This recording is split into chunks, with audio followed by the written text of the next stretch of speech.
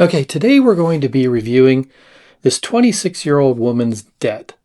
She's currently $95,487 in debt with credit cards and student loans. So let's review her debt, where she went wrong, and at the end we'll discuss what she needs to do to get back on track. Now, I currently have no debt. I'm in my 50s, and I like to help people avoid and get out of debt with simple, practical advice. You can check out our free budget tracker in the link in the description to help you out with budgeting. I recently posted about the fact I'm 26 years old and I'm in $95,487.73 worth of debt, and I want to talk about it. Up until 24 hours ago, I did not know that was actually the total of all of my debt, credit cards, and student loans. That number also does not include my auto loan, and if we are adding in my auto loan, the total number is $110,938.83. Now, I'm not sure how you do not know your total debt until recently. And yes, you need to add your card debt. So with that, her total is $110,938.83. Now, her card debt is $15,451.10. And I'm just wondering if this is the amount she still owes after paying it down for several years, or did she just buy a used car recently and it was that cheap? And then what in the heck is she doing getting this far into debt at 26 years old? I'm really interested in the percentage of credit card debt to school debt that she really has. Since totaling up all of my debt, I don't think I've actually gotten one good breath of oxygen in the last 24 hours. I feel like there is an elephant sitting on my chest, and I don't think I can sit still because all I keep repeating is $95,487.73. All of this debt was racked up through decisions I made between the ages of 18 and 26. It is good she is worried about, that much debt, but she should not worry so much that it really affects her health. She seemed like really stressed out. So she got into this mess. Now it's time to get out of it. Let's see what she has as far as debt goes. My first associate's degree I got from a community college, and I didn't have to pay for it because of the Pell Grant, but I decided to go to a university and got my bachelor's degree, which is where I really started to rack up the debt. Then in the last 2 years, I decided to finish a nursing degree at a community college in the last 2 years, but that's where I started to rack up even more debt. What really sucks is realizing that the majority of these student loans is not from tuition. It's actually from living expenses and living way above my means. Now, she did talk about she got a Pell Grant and some other grants, and she talked about getting an associate's degree. But then she went from that to a 4-year college, and then her debt just exploded when she went to a 4-year college. That is where these student loans really get you. She secured higher loans to pay for her cost of living. And this is a mistake many college young people make, and they fall into this trap. They just borrow money and spend like the money will flow forever. Then, when you have a degree and you have to pay it back, all that money, the reality sets in, especially with these huge loans that these young people are getting. Most of her debt is for living expenses. She should have worked and gone to school using the money from working to pay for her living expenses. That is what I did. When I went to college, I worked to pay for my living expenses. My daughter also got grants and scholarships, so her college was free. We got lucky with that. But she used that money she saved in high school to live off of and to finish her associates in 2 years. Now, she did not continue on to get a bachelor's degree. She just went straight into her career. She only needed the associate's degree. And this is exactly the same thing that my son did. He went to a community college, got his firefighter degree, and now is just finishing up his EMT schooling. And my son's community college costs $5,000 to $6,000 a year. So he's going to get out of school with hardly any debt. Okay, so let's talk about what kind of debt she has, and let's review what she says. My debt comprises of 2 credit cards, 5 federal student loans, and 5 private Sallie Mae loans. Now, this is a lot of debt for college. I have said this in other videos. But college is way too expensive. I know she used that money to live off of and pay for school, so her debt is higher than it probably should be. Like I said earlier, she should have worked.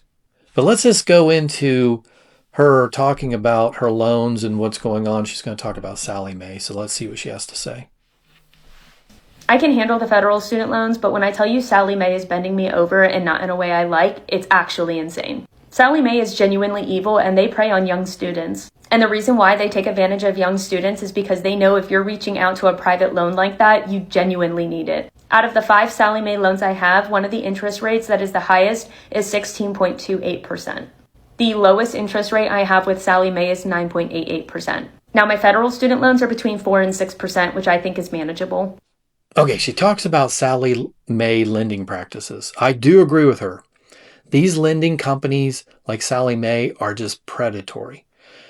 This is where you need your parents to step in and help their daughter understand what signing those loan papers mean.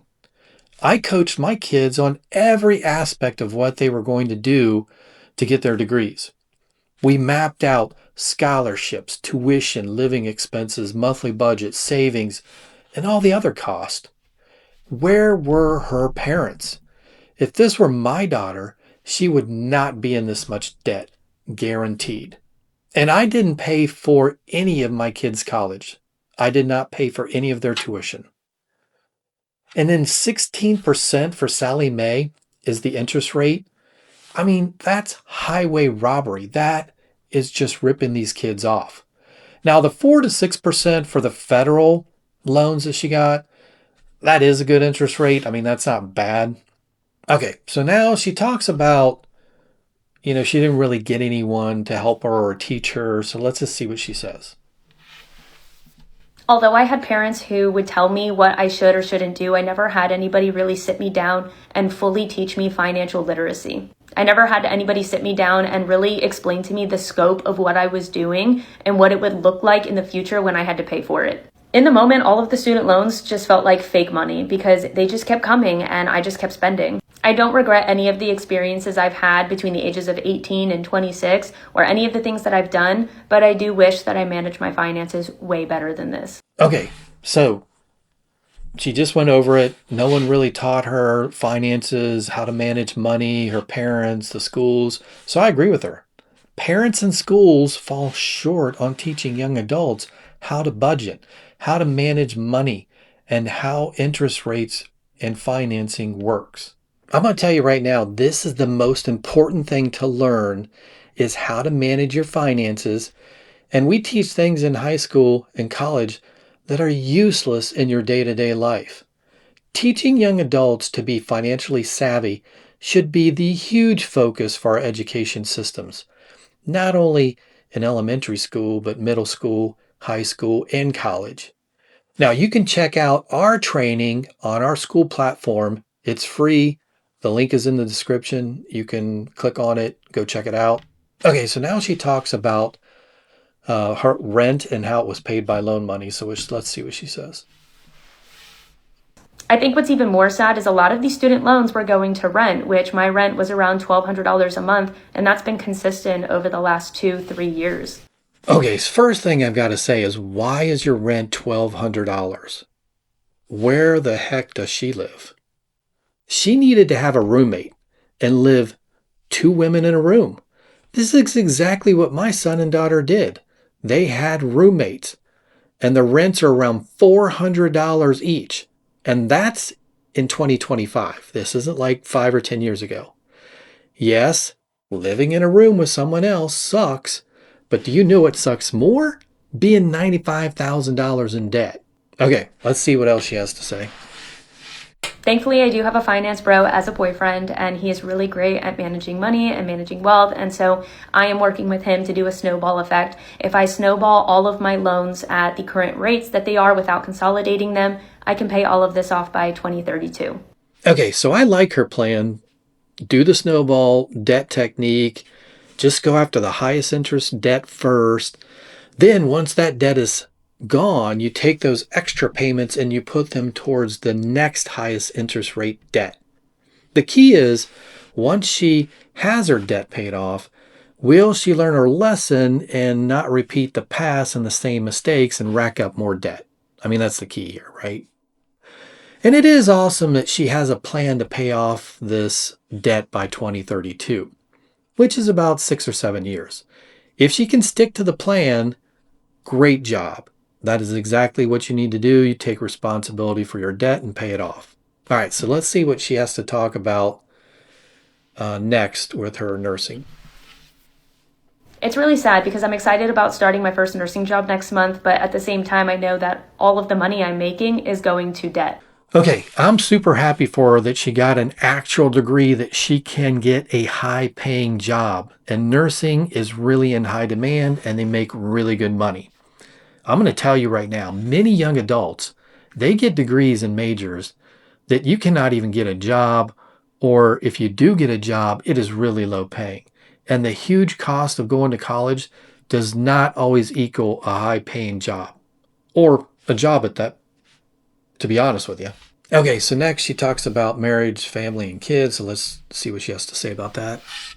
I'm turning 27 this year, and I wish I could be thinking about starting a family or getting married or buying a house, but really, I can't think about anything but paying off this debt. The last thing I would want to do is bring a child into this world while I have debt hanging over my head. So it almost feels like my life is kind of on hold right now, but I feel like it's even more motivation to just pay this off as quickly as possible. It is what it is. What's done is done. And at the end of the day, if you are in your early 20s and you're thinking about taking out student loans, I urge you to reconsider and ask yourself whether or not you really truly need it. If I knew then what I know now, I would tell myself that no experience, no desire, no want is worth the stress that I feel now.